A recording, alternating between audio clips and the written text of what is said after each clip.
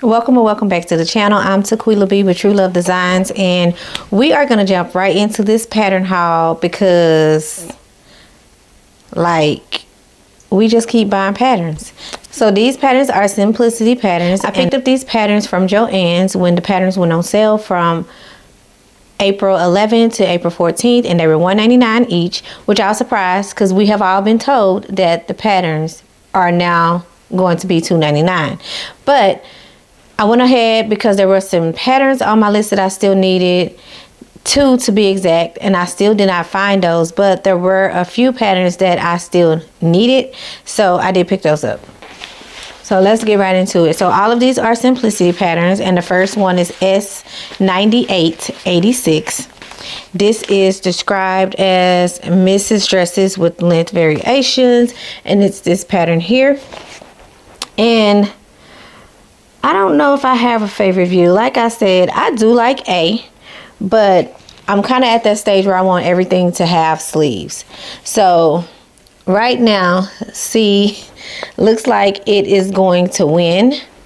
I did see this at one of the previous sales and I decided not to get it. One reason, because it wasn't in my size, but 2, I was like, am I really gonna wear something like that? But then I thought about all the scrap pieces that I have, and this would be a good pattern to use up some of your scraps.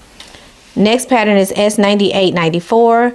I also was looking for this at the last sale, but they did not have it in my size at all. They didn't have it in my size this time either, but luckily there was one left on the display in my size. S9894 is described as Mrs. and women's top with BCD cup sizes for Mrs. and CD double D cup sizes for women's, and skirts in 2 lengths. I do want to get into sewing corsets, and I think this is a great pattern to start out with. It includes cup sizes, which would help me out a whole lot. So I'm kind of excited to get that one in the works. S9716 is described as Mrs. Knit top, cardigan, and skirt, and I absolutely love this. This is a good wardrobe builder because it does come with a skirt, a top, and a cardigan. So that's 3 different items that you could make with this pattern to build your handmade wardrobe. So it is an easy to sew pattern, so I definitely suggest it if you are a beginner and you want to get a few items into your wardrobe. You can get 3 pieces from just this one pattern. Okay, so this next pattern was kind of purchased out of jealousy. Not like a bad jealousy, but a good one. Like this past Christmas, my mom bought my girls some cargo skirts, some knit cargo skirts, and they are absolutely cute and they fit them well. So I was like, I want one of those. I'm gonna have to make one. Well, I've seen another cargo skirt pattern, but I didn't really like it because it kind of balloons out. But I was not looking at this pattern at all. It was not on my radar. I just happened to see it on the display, and it's S9891, and this pattern is described as Mrs. Skirt in 3 lengths.